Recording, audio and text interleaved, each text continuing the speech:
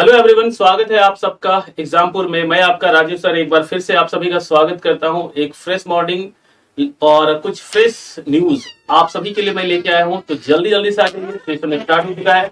और अगर हम ऑडिबल और विजिबल है तो जल्दी से लिखेंगे कमेंट बॉक्स पे कि यस ऑडिबल और विजिबल, तो बताएंगे कि क्या पिक्चर और वॉइस क्लियर आ रही है।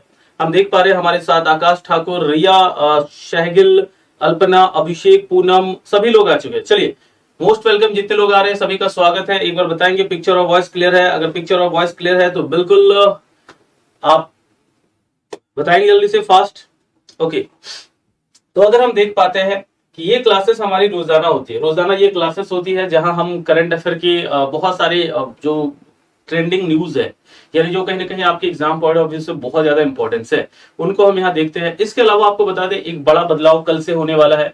कल से एक बड़ा बदलाव क्या होगा, ये जो मॉर्निंग को करंट अफेयर हम पढ़ते थे, ये टाइम अब आपका बदल जाएगा। ये टाइम अब बदल के आपका हो जाएगा कितना, तो 2 PM। तो 2 PM से लेकर 3 PM तक कल से हमारी क्लासेस चलेगी, यानी 1 घंटे की क्लासेस चलेगी जो अब 2 घंटे की थी।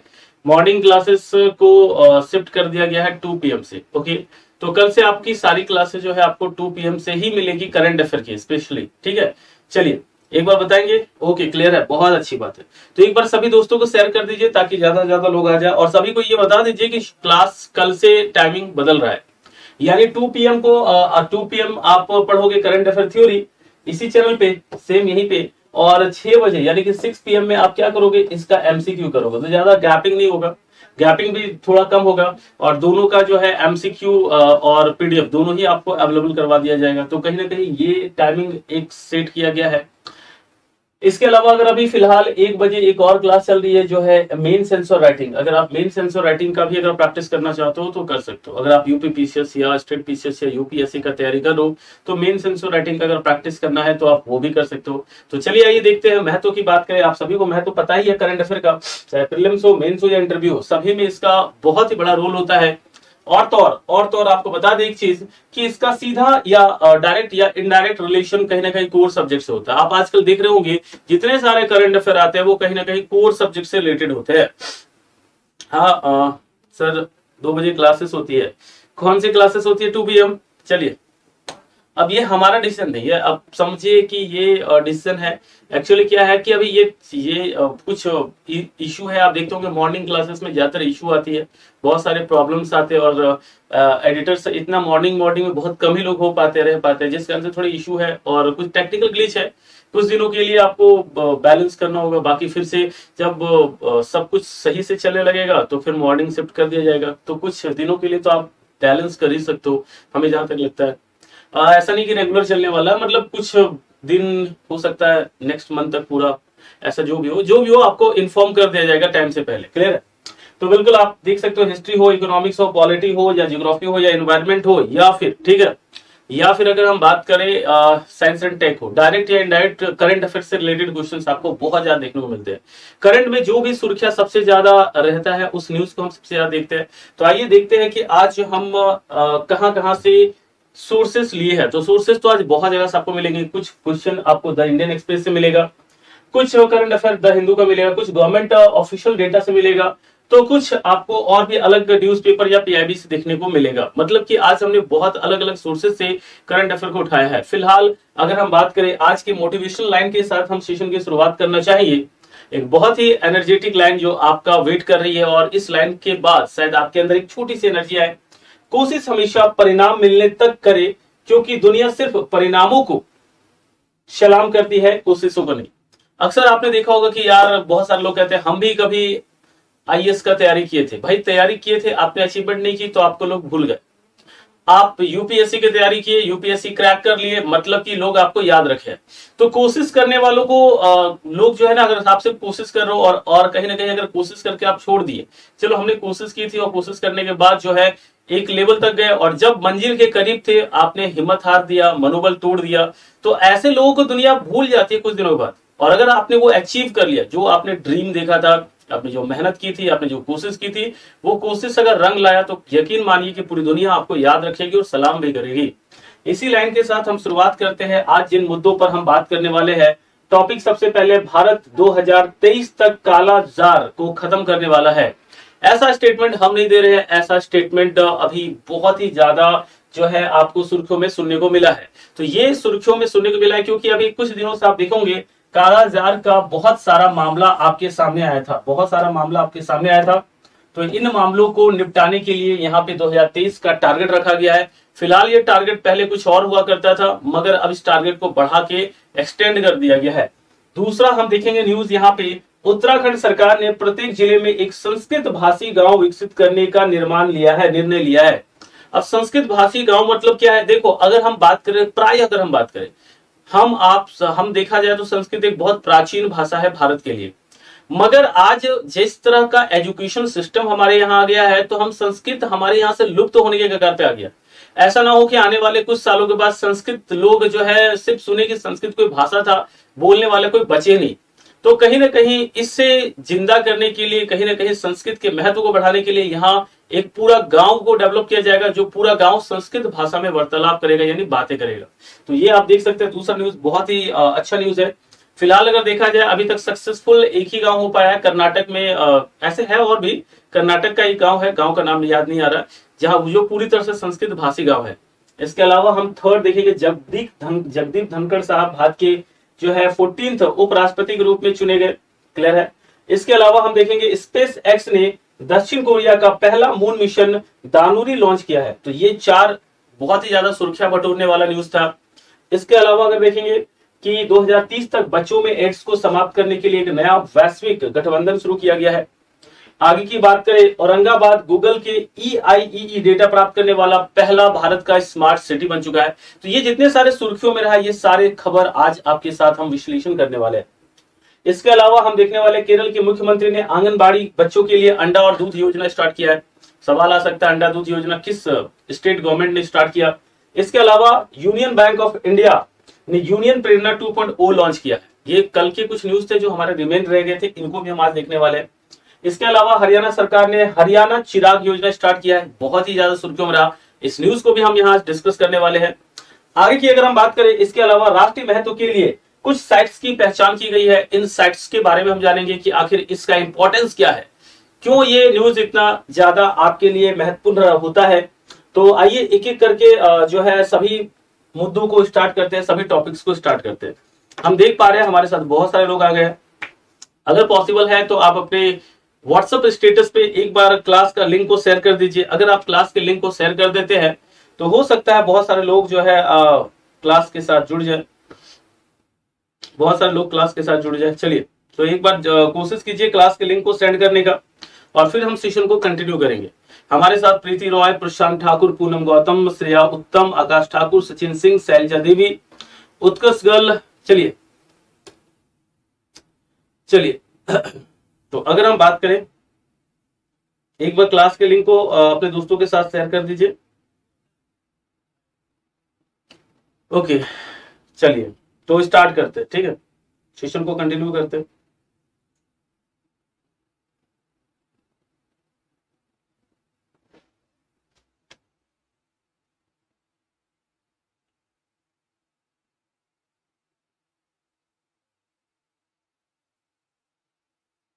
Okay, start.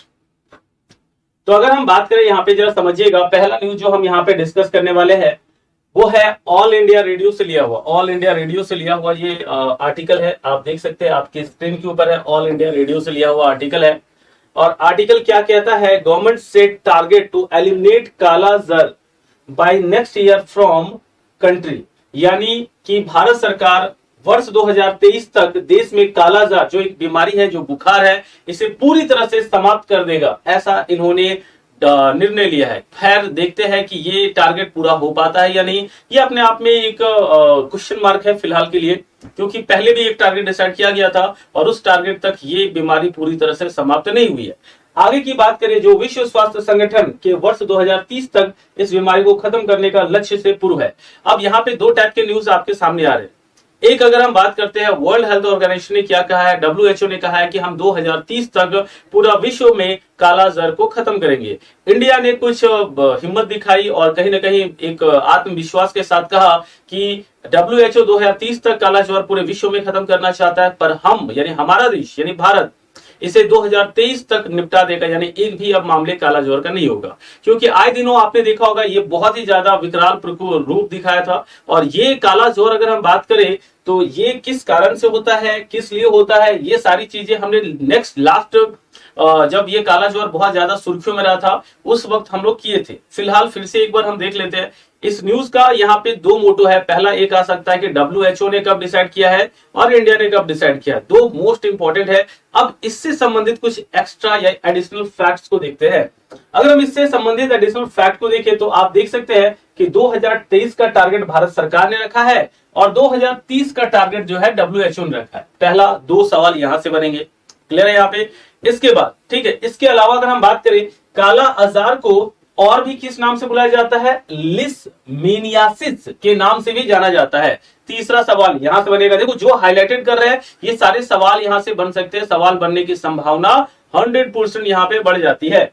और जो एक उपेक्षित उष्णकटिबंधीय रोग है तो यहाँ पे ये भी आ सकता है कि ये किस प्रकार का रोग है, उष्णकटिबंधीय रोग है जिससे भारत सहित 100 से अधिक देश प्रभावित है। ऐसा नहीं है कि सिर्फ भारत में ही काला ज्वर का असर देखने को मिलता है, भारत के बाहर देशों में भी आप काला ज्वर का बहुत सारे केसेस देखने को मिलेगा। अभी लास्ट 15 दिन पहले देख लो, बंगाल के बहुत सारे हिस्सों में काला ज्वर का बहुत सारा केसेस सामने उभर के आया। तो कहीं ना कहीं आप एक क्या गंभीर बीमारी है।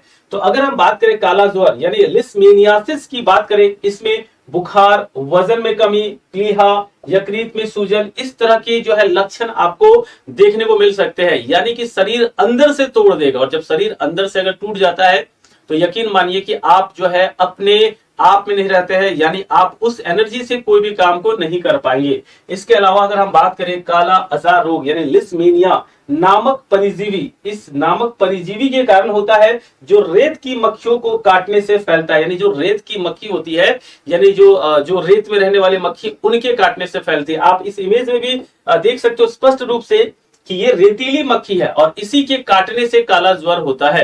तो फिलहाल बहुत सारी बीमारियां आपके इर्द गिर्द घूम रही है, आपको कहीं ना कहीं अलर्ट रहना होगा।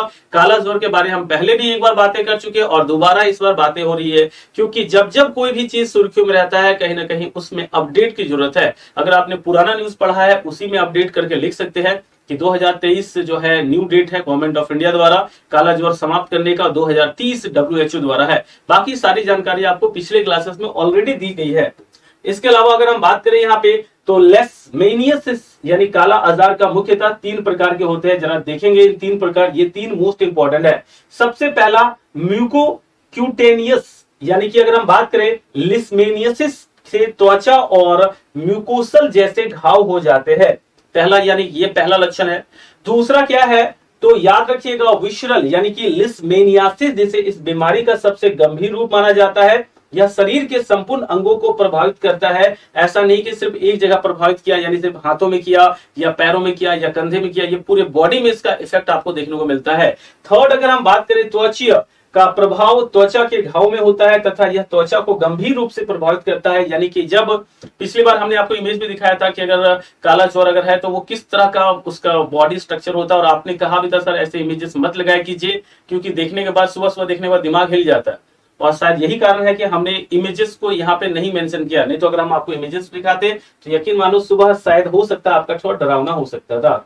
भारत की राष्ट्रीय स्वास्थ्य नीति 2002 में वर्ष 2010 तक काला ज्वर उन्मूलन का लक्ष्य निर्धारित किया गया था। यानी अगर हम बात करें 2010 तक ही हम लोग टारगेट लेके चले थे कि काला ज्वर को पूरी तरह से खत्म कर देंगे, पर ऐसा हुआ नहीं। आगे क्या हुआ तो जिसे पूर्ण ना होने के कारण वर्ष 2015 में फिर से संशोधित किया गया और अब एक नया टारगेट हम लोग रखे हैं 2023 का। तो ये सारा डिटेल है इस न्यूज से संबंधित। तो इस न्यूज से संबंधित इससे बाहर एक भी सवाल नहीं आएगा। क्लियर है यहाँ तक? अगर कोई भी प्रकार, चाहे आप एक छोटा एग्जाम यानी ग्रुप डी से लेकर ग्रुप ई से लेकर या कोई भी आरआरसी या एनटीपीसी से लेकर यूपीएससी लेवल तक का दे रहे हो, तो हर एक फैक्ट इसी के अंदर से आएगा। यानी हर वो जानकारी आपको मुहैया करवाते हैं, यानी चाहे वो साइंस एंड टेक से संबंधित जानकारी हो, चाहे वो डेवलपमेंट से संबंधित जानकारी हो या फिर कोई टारगेट से संबंधित जानकारी हो। आप देख सकते हैं सबसे पहला यहाँ पे बहुत सारे फैक्ट्स, यहाँ पे अगर देखा जाए तो कहीं ना कहीं जब भी बीमारियों का जिक्र होता है तो साइंस एंड टेक टॉपिक हमारा यहाँ आता है। तो ये साइंस एंड टेक से संबंधित एक करंट अफेयर है जो आपके स्क्रीन के ऊपर था। हमें उम्मीद है कि ये करंट अफेयर आपका सब जानकारी मिल गया होगा। चलिए चलिए कल से 2 बजे होगी, 10 तारीख से 2 बजे होगी, ठीक है, यानी कल से 2 बजे होगी, ठीक है। तो कल से करंट अफेयर की क्लास 2 बजे होगी, आज सुबह ही है। तो सुबह सुबह बहुत सारा इश्यूज रहता है ना, आपने भी देखा होगा बहुत बार, साउंड पिक्चर कुछ ऐसे और भी टेक्निकल इश्यूज, टेक्निकल कुछ दिनों तक है, जैसे ये खत्म होगा फिर वापस हम आ जाएंगे, जो अपना टाइम है तब तक तो मैनेज कर ही सकते हो इतने दिन के लिए।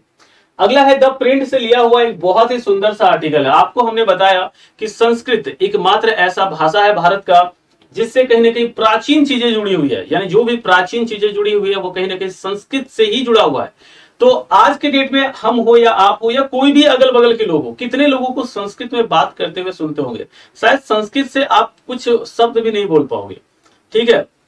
हमें याद है कि हम शायद लास्ट संस्कृत पढ़े थे क्लास 7 तक, क्लास 7 के बाद शायद हमें संस्कृत पल्ले ही नहीं पड़ता था, क्योंकि उनके लैंग्वेजेस जो थे थोड़े से घुमावदार थे और मेरे से हो नहीं पाता था, और जिस कारण से जो है एक्चुअली क्या था कि हम पहले हिंदी बोर्ड में थे, तब तक तो चलो सही था, मगर जब इंग्लिश बोर्ड में आए तो उसके बाद से मतलब पल्ले पड़ने ही नहीं लगा। तो और वहां पे भी जो है हमने संस्कृत को हाइड कर दिया, एक्स्ट्रा सब्जेक्ट में था, तो एक्स्ट्रा सब्जेक्ट 10th में हमने कॉमर्स रख लिया, तो सिंपल सा बात है। तो आप देख सकते हैं यहाँ पे Uttarakhand government to develop Sanskrit speaking village, तो बहुत ही अच्छा इनिशिएटिव है। ऐसे सवाल बहुत ही ज्यादा एग्जाम में आते हैं, यानी आप इसको वेरी वेरी इंपॉर्टेंट कैटेगरी में रख सकते हो, यानी इस न्यूज को वेरी वेरी इंपॉर्टेंट कैटेगरी में रख सकते हो। इससे पहले जो न्यूज था वो ओनली इंपॉर्टेंट कैटेगरी में आता, क्योंकि इससे पहले भी काला ज्वर बहुत ज्यादा सुर्खियों में रहा है, और इसी कारण से वो इंपॉर्टेंट कैटेगरी, यानी जब एक न्यूज को 2-3 बार रिपीटेड किया जाता है तो उसका इंपॉर्टेंस भी हमारा घट जाता है, पर ये फर्स्ट टाइम है तो फर्स्ट टाइम आइए देखते हैं। तो उत्तराखंड सरकार द्वारा राज्य के 13 जिलों में, तो यहाँ पे एक और जानकारी मिली कि यहाँ पे जो जिलों की संख्या है ये भी यहाँ पे आप देख सकते हो, तो 13 जिलों में प्रत्येक एक जिले पे एक संस्कृत भाषी गांव को विकसित किया जाएगा, यानी प्रत्येक जिले में एक संस्कृत भाषा का गांव होगा जहां पे संस्कृत से ही सारा जो भी है संस्कृत का यूज यानी उपयोग सबसे ज्यादा हो। अब क्या ये पॉसिबल है, अब है या नहीं है, पर हाँ ऐसा हुआ है, ऐसा बहुत सारा गांव है जो कि संस्कृत भाषी गांव है। क्या आप में से कोई बताएगा कि कर्नाटक का वो कौन सा गांव है जो संस्कृत भाषी गांव है? अगर आपको पता है तो कमेंट बॉक्स पे लिखिए। हमें उम्मीद है कि आप शायद 1% भी सही जवाब नहीं दे पाओगे, क्योंकि शायद आपको इसका आंसर नहीं पता होगा। चलिए कोई बात नहीं, अगर नहीं भी पता है तो हम आपको बता देंगे कि कर्नाटक का वो कौन सा गांव है जो कंप्लीटली संस्कृत भाषी गांव है। देखते हैं हम यहाँ पे।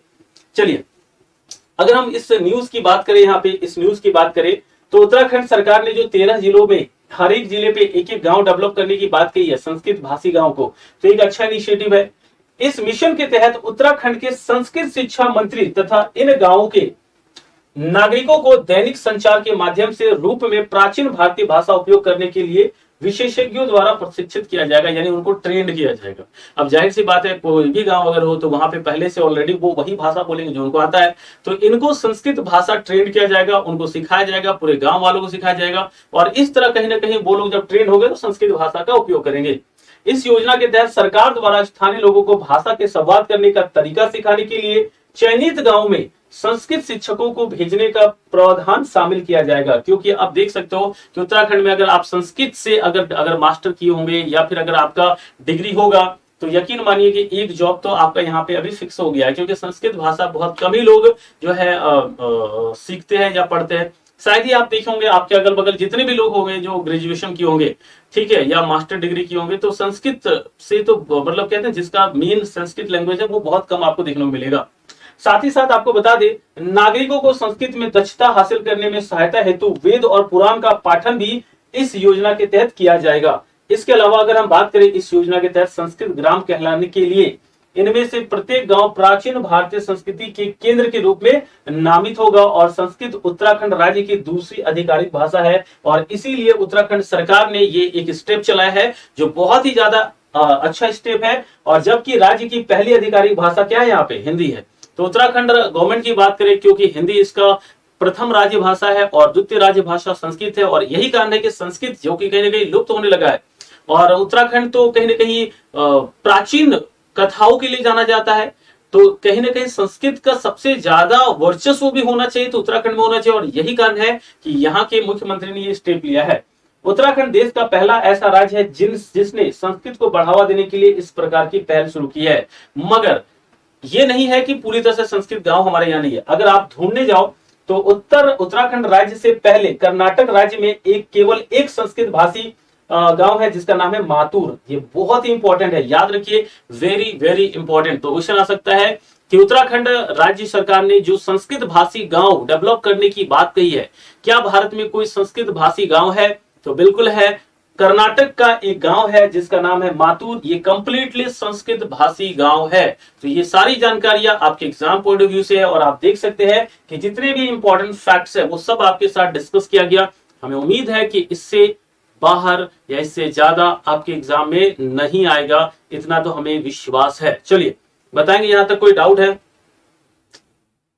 चलिए आगे देखते हैं। तो यहाँ पे आपने देखा, इससे सबसे दो तीन चीजें तो बहुत इंपॉर्टेंट, शायद ही किसी ने मातूर जवाब दिया। जरा देखते हैं क्या किसी ने मातूर जवाब दिया था? किसी ने नहीं दिया था, मतलब कि किसी को नहीं पता था, किसी को नहीं पता था भाई ये। चलो ठीक है, पूनम गौतम ने अभी मातूर लिखा है, खैर चलिए कोई बात नहीं है। अगला न्यूज देखते हैं। अगला न्यूज बहुत ही ज्यादा सुर्खियों में रहा, और ये शायद सभी को बताया। कल किसी कोई बच्चा कह रहा था कि सर करवाओ। भाई हमारे पास बहुत सारे न्यूज होते हैं, अब ये न्यूज तो सब लोग पढ़े होंगे, और इसको नहीं भी करो तो भी आप इतना तो है कि आपको इसको पता ही होगा। ये है हमारे जगदीप धनखड़ साहब, जो अभी भारत के 14th वाइस प्रेसिडेंट बन चुके हैं। अब जो वाइस प्रेसिडेंट होते हैं वो राज्यसभा के चेयरमैन भी होते हैं, ये बात याद रखिएगा। जब राष्ट्रपति की अनुपस्थिति होती है उस सिचुएशन में वाइस प्रेसिडेंट ही राष्ट्रपति की कुर्सी संभालता है, यानी कि राष्ट्रपति के पद पर बैठता है। मगर 6 महीने से ज्यादा ये ऐसा नहीं कर सकते। 6 महीना तक अगर गैप रहा तो फिर राष्ट्रपति का चुनाव करवाया जाएगा, या एनी हाउ वो पोस्ट को फिल किया जाएगा, कंप्लीटली फिल किया जाएगा।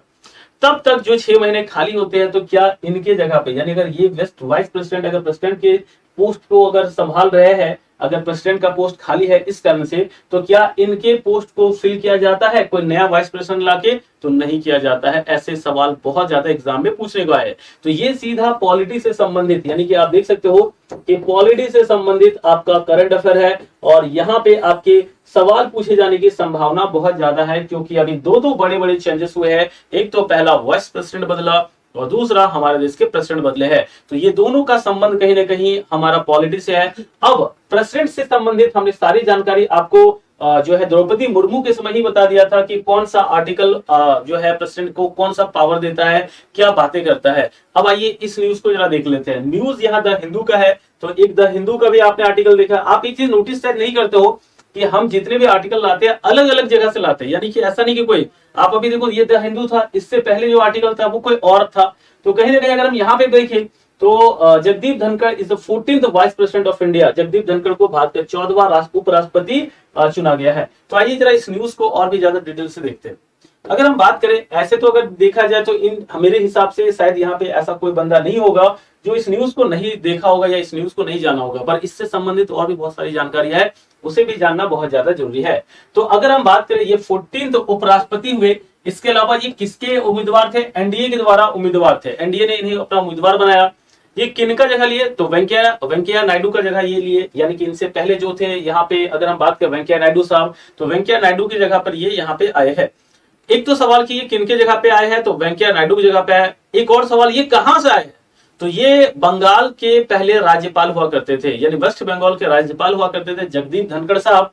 तो वहां से अब ये सीधा इनका समझो कि एक तरफ से प्रमोशन हुआ है, हेवी प्रमोशन हुआ है, तो अब सीधा ये उपराष्ट्रपति बन चुके हैं। तो यहाँ पे ये सारी फैक्ट्स लिखा हुआ है। जगदीप धनखड़ वर्तमान उपराष्ट्रपति वेंकैया नायडू का कार्यकाल समाप्त होने के पश्चात 11 अगस्त को अपना पदभार संभालेंगे, यानी कि फिर से आप एक बार इनको न्यूज में देखने वाले हो, फिर से एक बार ये सुर्खियों में रहेंगे और फिर से आपको ये न्यूज पढ़ना होगा। पर हमें नहीं लगता है कि वो न्यूज उतना इंपॉर्टेंट होगा, क्योंकि अगर एक बार अगर आपने ये न्यूज पढ़ लिया तो 11 तारीख को जो शपथ ग्रहण होगा वो उतना खास महत्व नहीं रखेगा। ये बात याद रखिएगा। न्यूज पॉइंट ऑफ व्यू से बोल रहे हैं, एग्जाम पॉइंट ऑफ व्यू से बोल रहे हैं, ये चीज याद रखिएगा। हम पूरे कंट्री या कुछ ऐसे पॉइंट ऑफ व्यू से नहीं करें, अगर हम एग्जाम पॉइंट ऑफ व्यू की बात करें तो। इसके अलावा अगर हम बात करें उपराष्ट्रपति चुनाव के लिए कुल 725 सांसदों द्वारा अपने वोट दर्ज किए गए तथा 63 सांसदों ने उपराष्ट्रपति चुनाव 2022 में भाग ही नहीं लिया।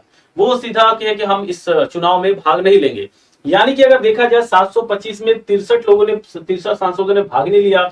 इसके अलावा उपराष्ट्रपति चुनाव में जगदीप धनखड़ को कुल 528 मत मिले, यानी आप देख सकते हो एक बहुत ही बड़ा वोट है, एक बहुत बड़ा वोट है, तो ये इनको मिला। और जबकि विपक्षी उम्मीदवार जो कि मार्गरेट अल्वा थे, जो कि कहीं ना कहीं आईएनसी द्वारा कांग्रेस द्वारा जो है यहाँ पे कांग्रेस द्वारा लाया गया था, तो कांग्रेस द्वारा इनको मात्र 208 सांसदों का वोट प्राप्त हुआ। तो ये पूरा जानकारी था। क्योंकि अगर देखा जाए तो एक बार ही इसे पढ़ना होता है, बात ज्यादा नहीं।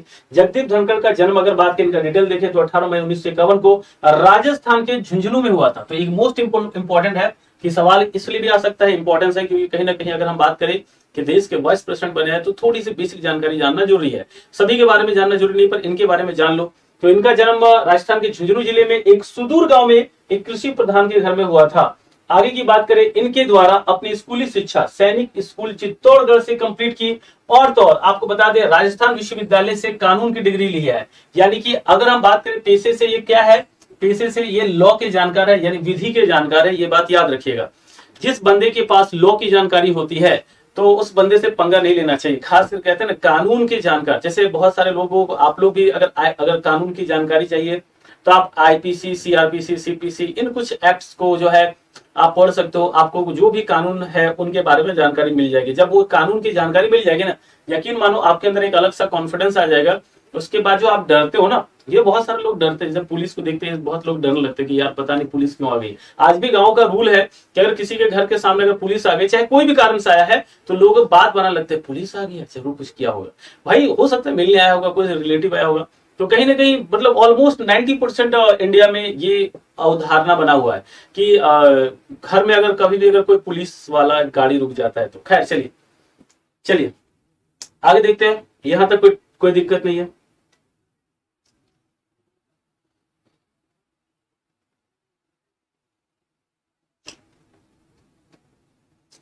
तो अगर हम बोले यहाँ पे आगे, तो जगदीप धनखड़ उपराष्ट्रपति बनने से पहले 1989 से लेकर 91 तक झुंझुनू से क्या थे, तो लोकसभा के सांसद थे। इसके अलावा अगर हम बात करें, इसके पश्चात 90 से लेकर 91 तक उन्होंने संसदीय कार्य राज्य मंत्री का भी पदभार संभाला है।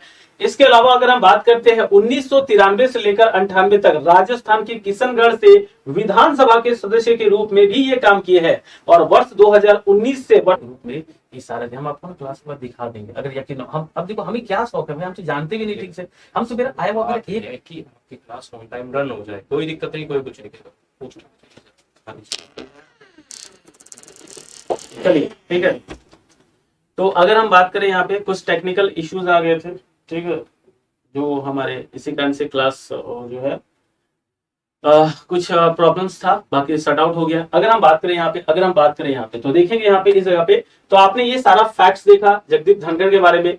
इसके अलावा अगर हम बात करें कुछ अनुच्छेदों के बारे में यहाँ पे मेंशन है, जो कि कहीं ना कहीं उपराष्ट्रपति के बारे में बताता है, जो कि बेसिक क्लासेस में आपने बहुत बार पढ़ा होगा, चाहे वो अनुच्छेद 68 की बात करें, चाहे अनुच्छेद 324 की बात करें, और ऐसे बहुत सारे जो है आर्टिकल्स की बात करें जो कहीं ना कहीं आपने बेसिक क्लासेस में पढ़ा होगा। तो एक बार अगर आप पॉलिटी पढ़ते हो तो अच्छी तरह से प्रेसिडेंट और वाइस प्रेसिडेंट के बारे में पढ़ लीजिएगा, उनकी शक्तियों के बारे में पढ़ लीजिएगा, उनके जो है फंक्शंस के बारे में पढ़ लीजिएगा, उनके वर्क के बारे में जरूर पढ़ लीजिएगा, क्योंकि आने वाले एग्जाम्स में हो सकता है कि आपको यहां से कोई सवाल देखने को मिल जाए। चलिए आइए अगले फैक्ट की ओर बात करते हैं। चलिए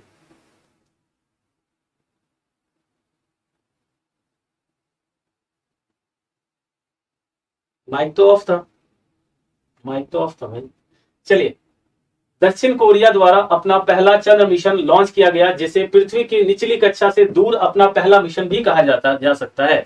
ठीक है, चलिए, तो अगर हम बात करें यहाँ पे, तो ये देख सकते हैं, ये इंडियन एक्सप्रेस का ये आर्टिकल है, और South Korea is scouting out the moon with more mission to कम।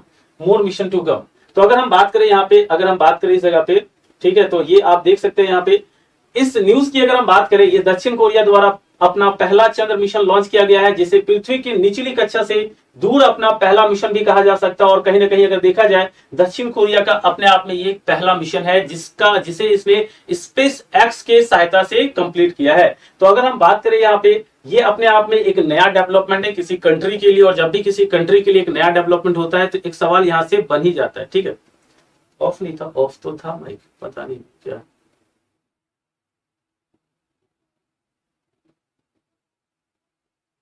चलिए,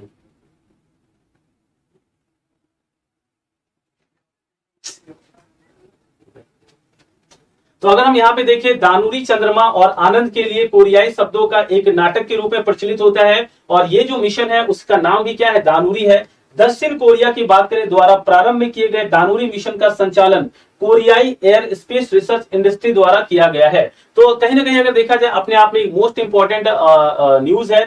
और अगर हम बात करें यहाँ पे कोरियाई एरोस्पेस रिसर्च इंस्टीट्यूट द्वारा दानुरी को केप केनावेरल स्पेस फोर्स स्टेशन से स्पेस एक्स फाल्कन 9 रॉकेट, तो ये मोस्ट इंपॉर्टेंट है, किस रॉकेट के द्वारा, तो फाल्कन 9 रॉकेट से लॉन्च किया गया है। तो अक्सर जब इस तरह के न्यूज आते हैं तो कहीं ना कहीं आपसे कहीं ना कहीं यहां से एक क्वेश्चन बन के आता है कि ये जो लॉन्चिंग हुई है तो इस लॉन्चिंग में किस रॉकेट का इस्तेमाल किया गया। तो यहाँ पे जिस रॉकेट का इस्तेमाल किया गया वो है फाल्कन 9 रॉकेट। और अगर हम फाल्कन 9 रॉकेट की बात करें, ये किस कंपनी का है, स्पेस एक्स कंपनी का है। जो मोस्ट इंपॉर्टेंट है, क्या कोई बताएगा स्पेस एक्स कंपनी किसकी है, कौन है इस स्पेस एक्स कंपनी जो है किसकी कंपनी है, कौन यहाँ बताएगा, कमेंट बॉक्स में बताएंगे यहाँ पे राइट आंसर। चलिए आगे की बात करें, अपने गंतव्य पर वापस आने से पूर्व दानुरी सूर्य की ओर उड़ान भरेगा तथा दिसंबर के मध्य में चंद्र की कक्षा में प्रवेश करेगा, जिसके लिए वह सूर्य द्वारा उत्पन्न गुरुत्वाकर्षण का उपयोग करेगा। इसके अलावा 62 मील ऊंची कक्षा में स्थित चंद्रमा पर पहुंचने के पश्चात दानुरी अपने 6 विज्ञान उपकरण, एक मैग्नेटोमीटर, एक गामा रे, एक स्पेक्ट्रोमीटर, एक प्रयोगात्मक संचार प्रणाली और 3 कैमरे के साथ शोध संपन्न किया जाएगा। तो ये कुछ जो है इनके द्वारा किए गए जो है एम है यानी लक्ष्य है जिनको इनको पूरा करना है। तो ये सारे वर्क के साथ कहीं ना कहीं ये यहाँ पे कोरियाई जो है स्पेस जो है दानुरी को लॉन्च किया गया। आई होप यहाँ तक क्लियर होगा। चलिए ओके, एलोन मस्क, बहुत सही। चलिए आगे देखते हैं, अगला फैक्ट देखते हैं। अगला फैक्ट, बाकी एक यहाँ पे अगर हम देख सकते हैं कि यदि दक्षिण कोरिया इसे सक्सेसफुली कंप्लीट कर लेता है, चंद्र मिशन को पूर्ण कर लेता है, तो दक्षिण कोरिया जो है अमेरिका के बाद, रसिया के बाद, चाइना, जापान, भारत और लग्जमबर्ग और यूरोपियन यूनियन के बाद कहीं ना कहीं कोरिया 8वां राजनीतिक निकाय बन जाएगा चंद्रमा पे अपना जो है मिशन भेजने वाला। तो कहीं सक्सेसफुली मिशन भेजने वाला। तो कहीं ना कहीं हम देख सकते हैं यहाँ पे। चलिए क्लियर है यहाँ पे, क्लियर है यहाँ पे, एक बार बताएंगे।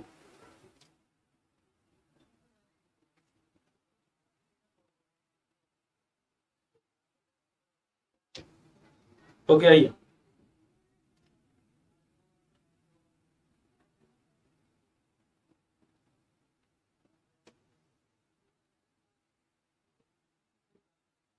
अगला अगर देखेंगे, अगला फैक्ट अगर देखेंगे यहाँ पे, तो अगला फैक्ट देखते हैं। चलिए आइए, तो अगला फैक्ट हमारा क्या है, तो अगला न्यूज है 24th अंतरराष्ट्रीय एड्स सम्मेलन में 2030 तक बच्चों में एड्स को समाप्त करने के लिए एक नए वैश्विक गठबंधन की घोषणा की गई है। तो बिल्कुल यहाँ पे अगर हम देखेंगे, यहाँ पे इस न्यूज को एक बहुत ही बेहतरीन न्यूज है और इस न्यूज के बारे में डिस्कस करेंगे। चलिए आइए, तो देख सकते हैं ये यूनिसेफ के जो है वेबसाइट से इस न्यूज को लिया गया है, इस न्यूज को लिया गया है। और कहीं ना कहीं साफ अक्षरों में लिखा हुआ, new global alliance launch to end AIDS in children by 2030।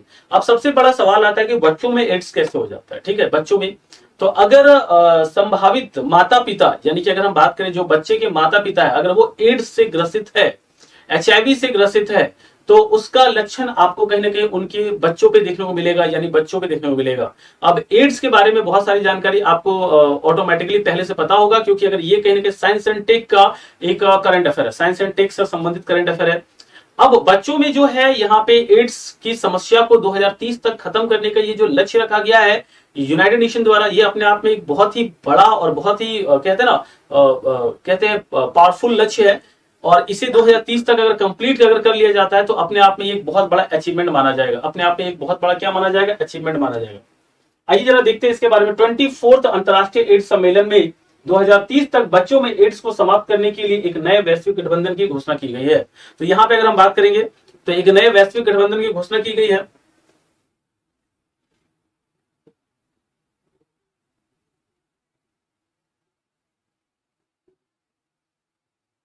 चलिए आगे की बात करें, इस पहल का उद्देश्य यह सुनिश्चित करना है कि एचआईवी से पीड़ित कोई भी बच्चा दशक के अंत तक इलाज से वंचित ना रहे और साथ ही शिशुओं को एचआईवी संक्रमण से रोका जा सके। आगे की अगर हम बात करें, यह गठबंधन एचआईवी एड्स और यूनिसेफ, विश्व स्वास्थ्य संगठन, नागरिक समाज समूहों और सरकार और अंतर्राष्ट्रीय भागीदारों के साथ संयुक्त राष्ट्र कार्यक्रम द्वारा बनाया गया है। यानी इस प्रोग्राम को जो डेवलप किया गया है, इस प्रोग्राम की अगर हम बात करें तो ये प्रोग्राम को जो डेवलप किया गया है, इस प्रोग्राम से संबंधित जो है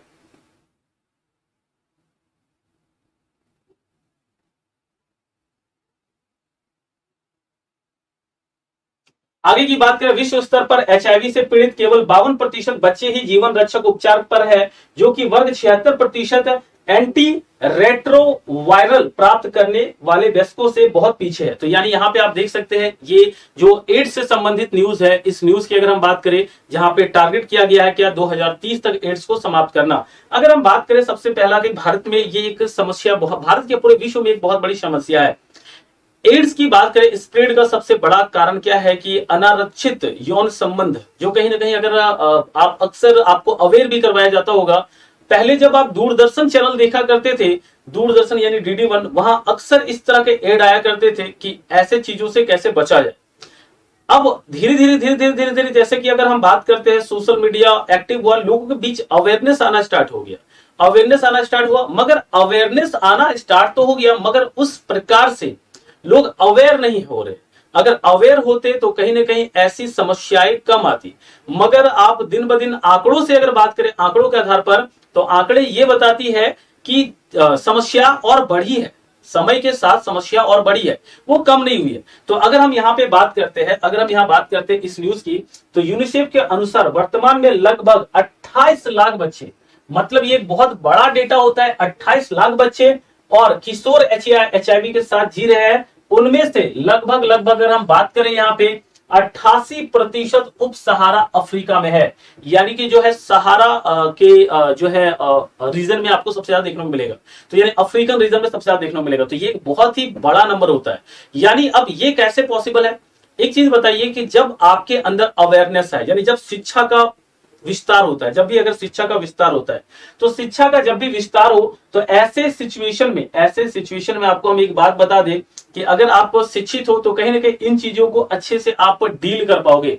मगर कहीं ना कहीं अगर एजुकेशन सबसे बड़ा मैटर करता है। अब अफ्रीकन कंट्री की बात करें, देखा जाए अगर ग्राउंड लेवल में देखें, तो कहीं ना कहीं वहां पे एजुकेशन हो, पॉवर्टी हो, अनएम्प्लॉयमेंट हो, ये बहुत ही ज्यादा यहाँ पे बढ़ा हुआ है। यानी अगर हम बात करें, शिक्षा ना के बराबर आपको देखने को मिलेगा है, ऐसा नहीं कि शिक्षित नहीं है। यानी रेशियो की बात करें, आपको पॉवर्टी की बात करें, गरीबी, धनाधन गरीबी आपको दिखेगा वहां पे, अनएम्प्लॉयमेंट, बेरोजगार भी आपको बहुत ज्यादा दिखेगा। तो कहीं ना कहीं अगर ये सारी फैक्ट्स आप देख सकते हैं, ह्यूमन अगर यहाँ पे अगर एचआईवी वायरस की बात करें, एक प्रकार के रेट्रो वायरस है, जिसका सही ढंग से इलाज न किए जाने पर यह एक्वायर्ड इम्यूनो डेफिशिएंसी सिंड्रोम यानी एड्स का रूप धारण कर सकता है। और एड्स को एचआईवी संक्रमण का सबसे गंभीर चरण माना जाता है। अगर जब आपका फाइनल स्टेज आ जाएगा, तो फिर इसका एक ही फल है, यानी कि आप मौत के सैया में रहोगे, इसके अलावा कुछ भी नहीं हो सकता। क्योंकि कहते हैं ना, एड्स और कैंसर ये एक ऐसी बीमारी है, अगर एक बार अगर लग जाए तो फिर बड़ा मुश्किल हो पाता है इसे कंट्रोल कर पाना। खैर चलिए, इससे संबंधित जो भी न्यूज है वो आप देख सकते हैं।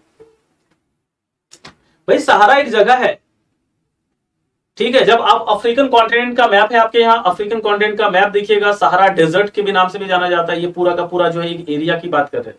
चलिए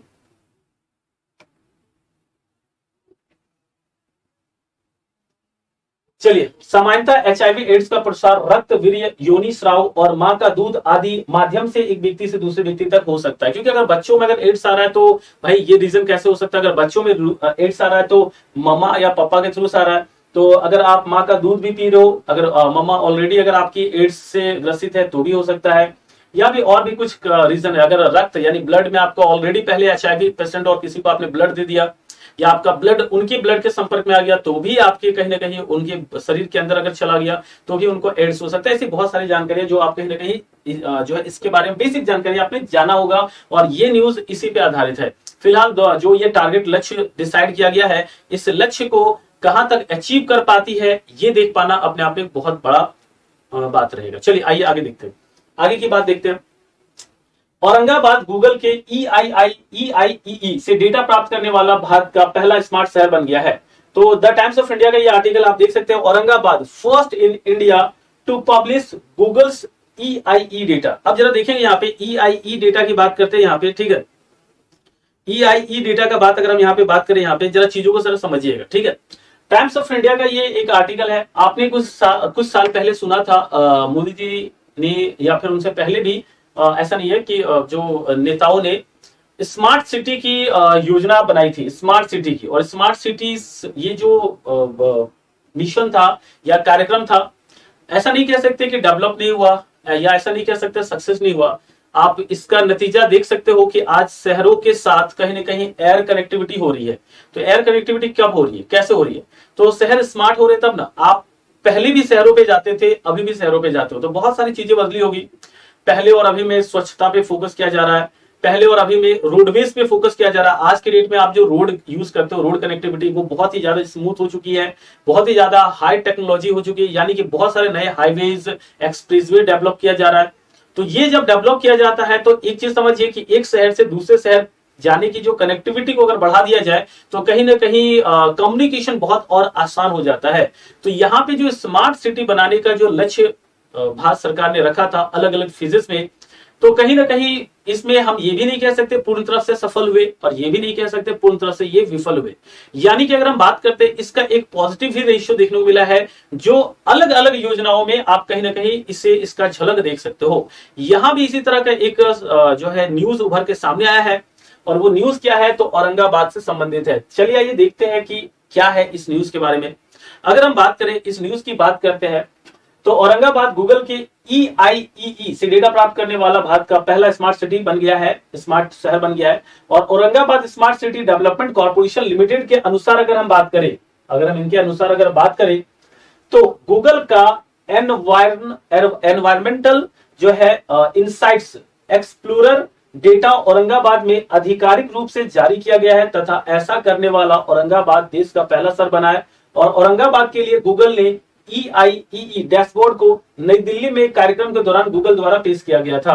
तो कहीं ना कहीं देख सकते हैं ये भी एक साइंस एंड का कहीं ना कहीं देख सकते हैं कि ऐसे साइंस से रिलेटेड नहीं है, देखा जाए तो ये करंट इवेंट से ही रिलेटेड है। इसके अलावा गूगल अपने EIIE नामक सुविधा की सहायता से शहरों को कार्बन उत्सर्जन स्रोतों को मापने, विश्लेषण करने, उत्सर्जन को कम करने के लिए और रणनीतियों को पहचान करने में मदद करती है, जो वायु प्रदूषण को कम करने के लिए आवश्यक रणनीति बनाने के लिए महत्वपूर्ण है। ऐसे रणनीति का इस्तेमाल हर उस शहर को करना चाहिए जो ठंडे के समय में बहुत ज्यादा एयर क्वालिटी इंडेक्स जहां पे बहुत खराब हो जाती है। अगर ये चीजें पहले से अगर हम मेजर करके रखेंगे तो हमें ये पता चलेगा कि हम कैसे वायु की गुणवत्ता जो है, यानी कि अगर एयर क्वालिटी जो है, एयर क्वालिटी इंडेक्स में आप अक्सर सुनते होंगे हर साल दिल्ली का नाम आता है, हर साल आप यूपी के एक दो शहर में मिलेंगे, आपको हरियाणा के कुछ शहर मिलेंगे, आपको पंजाब के कुछ शहर मिलेंगे। रीजन बहुत सारे होते हैं, कोई एक रीजन कह पाना सही नहीं होगा। रीजन यहाँ पे पराली भी हो सकता है, क्योंकि जो उस वक्त पराली जला देते हैं जो किसान, वो भी रीजन होता है। रीजन और भी है, कंपनी, फैक्ट्री, गाड़ियों से निकलने वाला धुआं है, ये भी हो सकता है। तो कहीं ना कहीं बहुत सारे रीजन है, कोई एक रीजन कहना सही नहीं होगा। तो यहाँ पे कहीं ना कहीं अगर ऐसे स्मार्ट टेक्नोलॉजी का अगर इस्तेमाल अगर सभी शहर करने लगे तो इससे एक फायदा क्या होगा कि हम पहले से अवेयर रहे, पहले से जब अगर हम तैयार रहेंगे, तो पहले से तैयार रहेंगे तो कहीं ना कहीं अगर हम बात कर सके, कहीं ना कहीं अगर हम कह सके, जब हम पहले से तैयार रहेंगे तो चीजों को थोड़ा सा सही कर सकते हैं। यानी अचानक अगर आप उसके लिए अगर कोई कदम उठा रहे हो, यानी अगर जैसे देखो मान लो एग्जाम आ गया, एग्जाम आने के समय तुरंत आप तैयारी स्टार्ट किए, तो पॉसिबिलिटी बहुत कम होगी कि आप सफल हो पाओगे। मगर आप पहले से रणनीति बना ली है कि हमें अगले साल 2023 का टारगेट करना, और अभी से ही अगर आप लग गए हो तो हो सकता है 2023 में एक आप अच्छा रिजल्ट कर पाओ। तो सेम चीज यहाँ भी कहीं ना कहीं और भी शहरों को इससे कुछ ना कुछ प्रेरणा लेनी होगी। चलिए, तो अगर हम बात करें तो इस न्यूज के बारे में आपने देखा, वर्तमान में EIEE डेटा का उपयोग औरंगाबाद, बेंगलुरु, चेन्नई और पुणे राज्यों द्वारा जलवायु कार्य योजनाओं के लिए किया जा रहा है। परंतु औरंगाबाद शहर को परिवहन उत्सर्जन डेटा सार्वजनिक करने के लिए देश का पहले शहर के रूप में चुना गया है। तो हमने यही बात कहा है जो ये लाइन कह रहा है। तो आप देख सकते हो अभी कुछ शहरों के नाम मात्र है, औरंगाबाद, बेंगलोर, चेन्नई और पुणे का नाम है। अगर इस शहर की सूची की बात करें 2011 की जनगणना के अनुसार अगर हम बात करें 4041 जो कहीं ना कहीं अगर हम बात करें सिटीज थे, अब 4041 की बात करते हैं। यहाँ पे ये जो आंकड़े आपको नजर आते हैं, या फिर जो डिस्ट्रिक्ट्स की बात कर रहे हैं, जिलों की बात कर रहे हैं या शहरों की बात कर रहे हैं, इन शहरों में अब बहुत सारे शहर जो है स्मार्ट शहर बन चुके हैं। अब स्मार्ट शहर बन चुके हैं।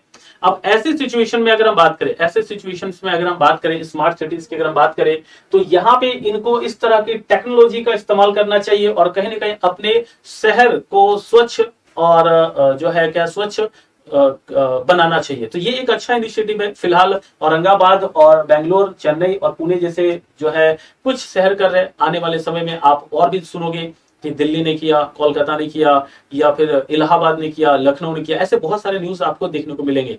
तो फिलहाल ये एक कड़ी होती है, ये कड़ी होती है। एक बार कोई सिटीज बहुत अच्छा इसे इंप्लीमेंट कर लेता है तो उसी को कॉपी पेस्ट करना सभी सिटीज शुरू कर देते हैं। फिलहाल अगले न्यूज की ओर हम मूव करते हैं।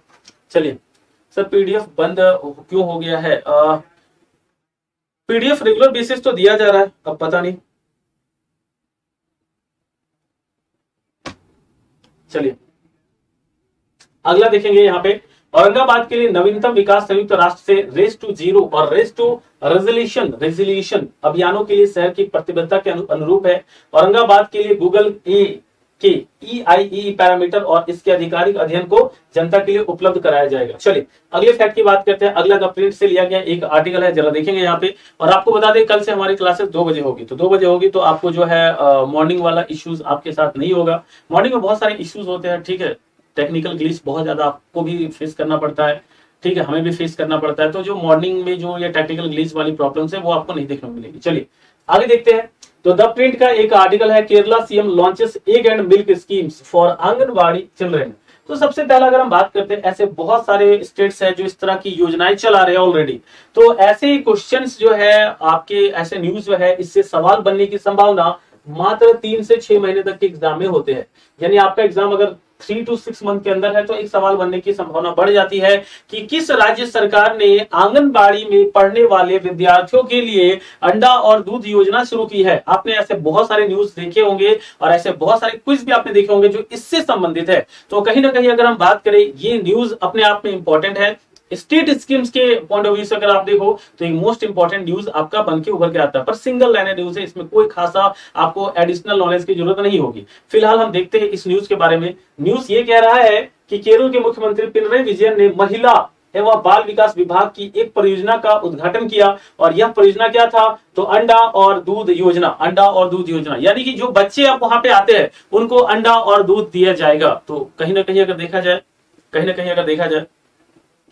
अगर हम देखा जाए तो अगर इस फैक्ट की बात करते हैं तो केरल के मुख्यमंत्री पिनरई विजयन द्वारा ये स्कीम से स्टार्ट किया गया और इस परियोजना के तहत राज्य की सभी आंगनबाड़ियों में बच्चों को उनके पोषण स्तर में सुधार के लिए दूध और अंडे उपलब्ध कराए जाएंगे। तो बिल्कुल अगर देखा जाए तो कहीं ना कहीं अगर कैलोरीज की बात करें, कैलोरीज गेन की बात करें, क्योंकि बच्चा आजकल आप देखते होंगे कि कुपोषण से भी संबंधित बहुत सारे आर्टिकल्स आए थे। कुछ दिन पहले यानी पिछले ही वीक हमने कुपोषण से संबंधित एक आर्टिकल जो पब्लिश हुआ था द हिंदू में, उस आर्टिकल को भी हम आपके साथ शेयर किए थे। तो कहीं ना कहीं बच्चों को अगर शुरुआती समय में अगर अच्छा न्यूट्रिशन, प्रोटीन, विटामिन ये सब नहीं दिया गया तो कहीं ना कहीं वो कुपोषण का शिकार हो जाते हैं। और शायद कहीं ना कहीं सरकार इसी कारण से इस स्कीम्स को लेके आई है, स्पेशली केरल के आंगनबाड़ी स्टूडेंट्स के लिए। देखते हैं क्या कहता है ये न्यूज।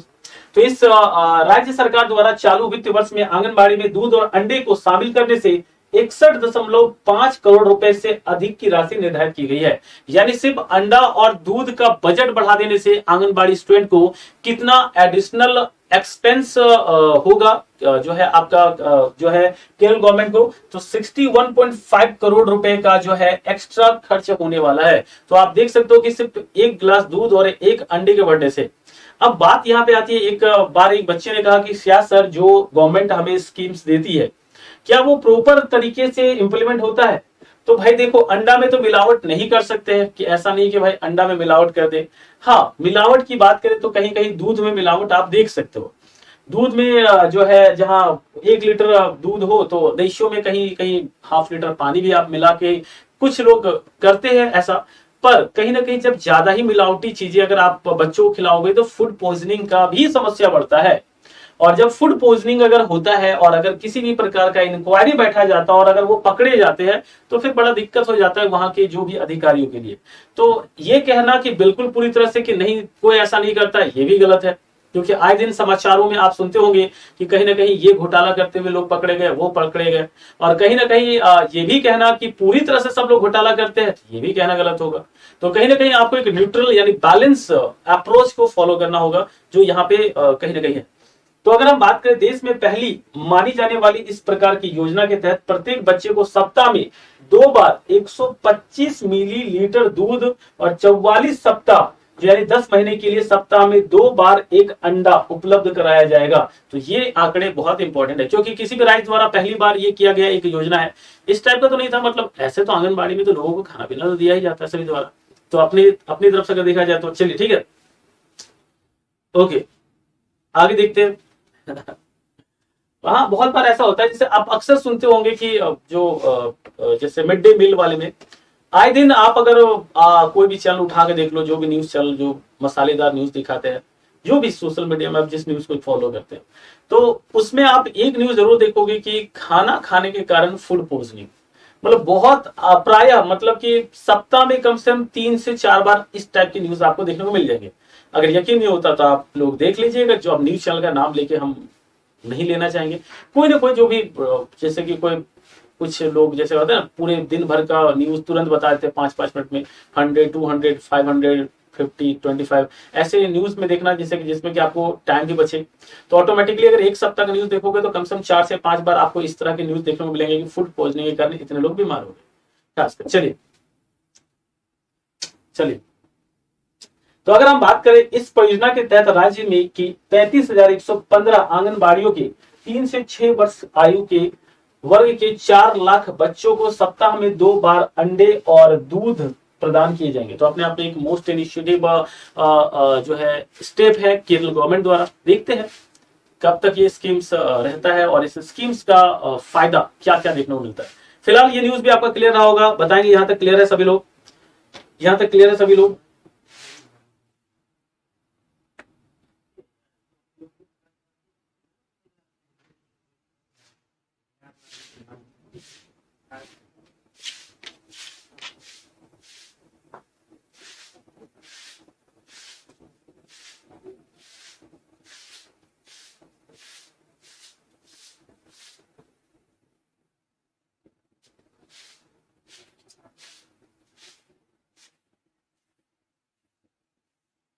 चलिए, अगर हम अगले फैक्ट की बात करें, यहाँ पे आंगनवाड़ी बच्चों के लिए दूध और अंडे की शुरुआत का उद्देश्य उनके पोषण मानकों में सुधार करना है और भूख को समाप्त करना संयुक्त राष्ट्र द्वारा निर्धारित सतत विकास लक्ष्यों एसडीजी में से एक है। अच्छा ये बताइए, भारत ने भूख को समाप्त करने का लक्ष्य कब तक बनाया है? जल्दी से कमेंट बॉक्स में बताएंगे। अभी हाल ही फिलहाल हमने आपको बताया था कि भारत ने भूख को खत्म करना का एक लक्ष्य बनाया है। जैसे कि आप बताएंगे इसका राइट आंसर अगर आपको पता है तो। चलिए,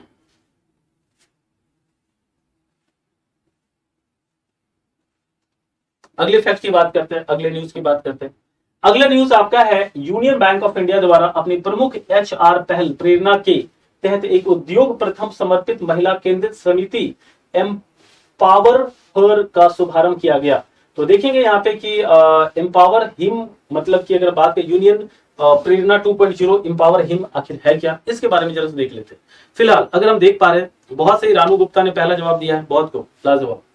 तो अगर हम बात करें यहाँ पे इस फैक्ट की बात करते हैं, यूनियन बैंक ऑफ इंडिया द्वारा अपनी प्रमुख एचआर पहल प्रेरणा के तहत एक उद्योग प्रथम समर्पित महिला केंद्रित समिति एम्पावर हिम का शुभारंभ किया है। और कहीं ना कहीं अगर हम बात करें इस पहल का उद्देश्य क्या है, महिलाओं की करियर ग्राफ को ऊंचाई देना है। यानी आप देख सकते हो कि अगर हम कितना भी कहें कि जो है पुरुष प्रधान या महिला प्रधान की अगर हम बात करते हैं, तो पुरुष प्रधान या महिला प्रधान की जब भी बातें होती है तो कहीं ना कहीं एक चीज देखने को मिलता है कि हम हमेशा बातें करते हैं कि दोनों को समान अधिकार देने चाहिए, पर ग्राउंड लेवल में कहीं ना कहीं ये हकीकत नहीं है। ग्राउंड लेवल में कहीं ना कहीं बहुत सारी चीजें चेंजेस है, तो कहीं ना कहीं ग्राउंड लेवल में भी इसमें बदलाव की जरूरत है, और बदलाव की जरूरत है, और कहीं ना कहीं बदलाव करने के लिए बहुत सारे स्टेप चलाए जाते हैं, चाहे वो गवर्नमेंटल बॉडी द्वारा चलाए जा रहे हो या जो है नॉन गवर्नमेंटल बॉडी द्वारा चलाए जा रहे हो। तो इसी तरह का एक स्कीम कहीं ना कहीं यूनियन बैंक ऑफ इंडिया द्वारा चलाया जा रहा है।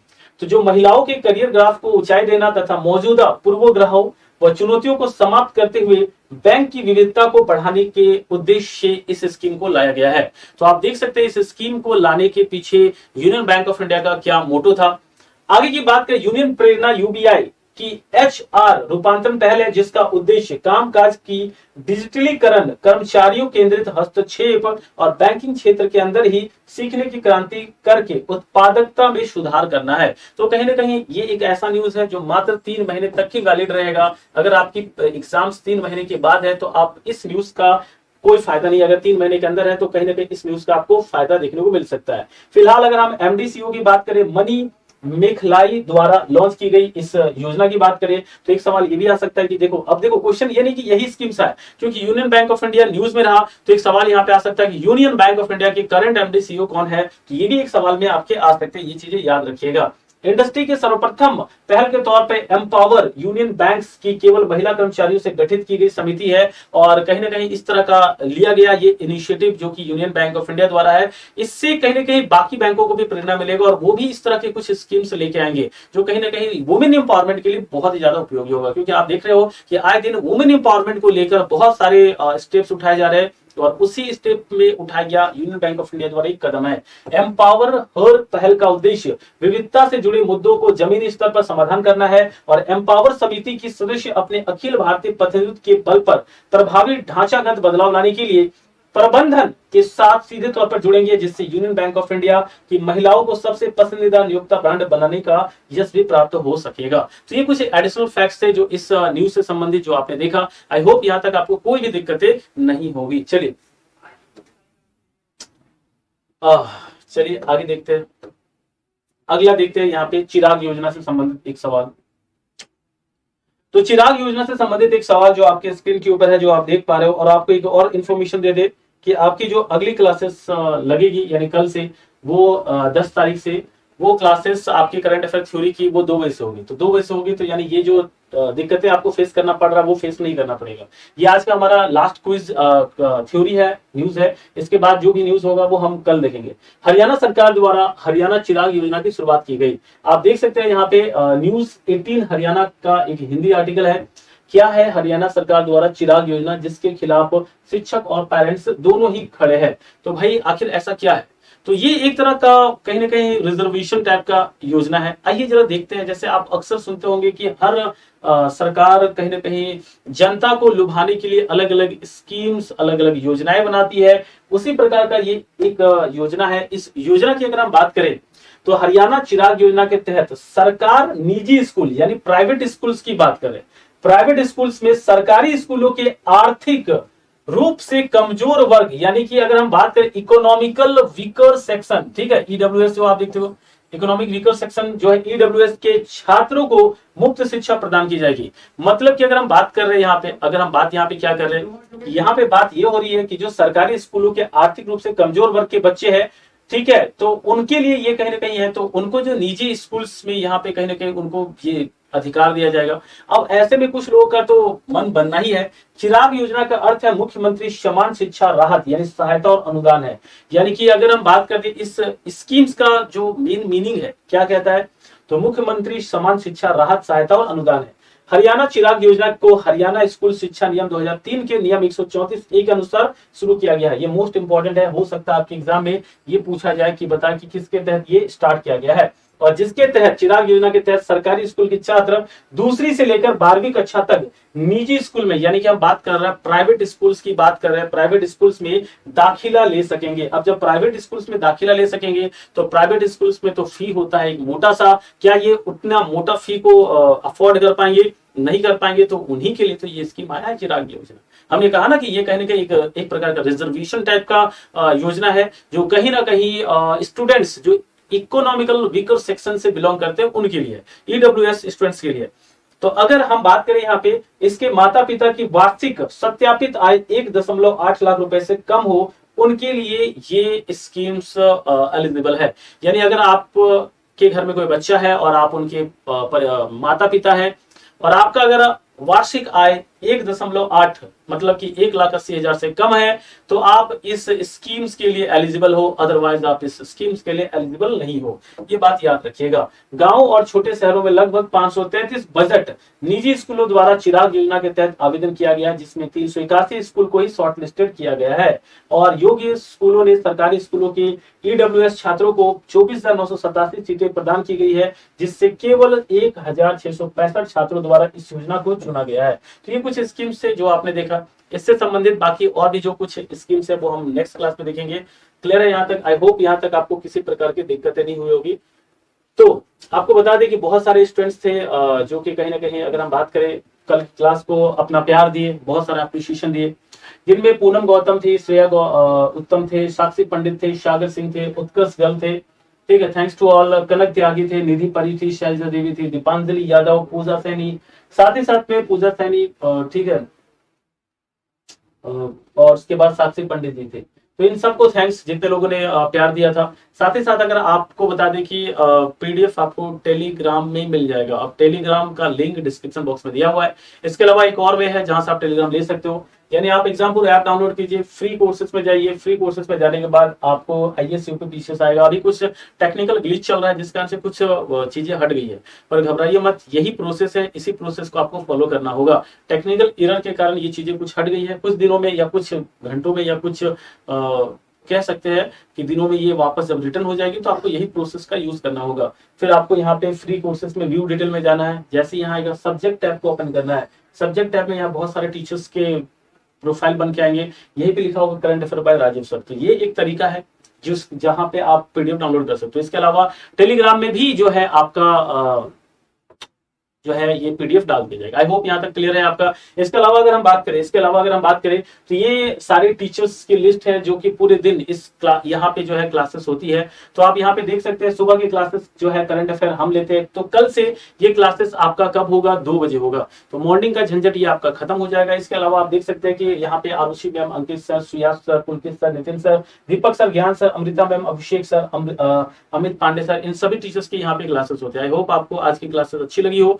तो अगर अच्छी लगी है तो बिल्कुल जो है आप क्लास को लाइक कीजिएगा और क्लास के लिंक को अपने दोस्तों के साथ शेयर कीजिएगा। बाकी टेलीग्राम पे पीडीएफ नहीं मिलता है तो आप एक बार कमेंट में बता दीजिए, जो हमारी टीम होगी वो जरूर विजिट करेगी, वो देखेगी तो आपको जरूर प्रोवाइड करवा देगी। तो इसी के साथ हम जो है आज का सेशन समाप्त करते हैं। जय हिंद।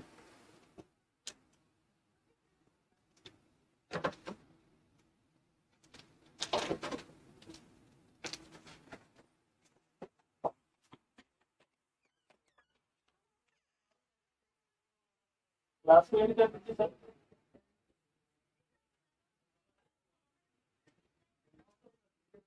वहां से ऑफ नहीं हो रहा तभी तो बोला।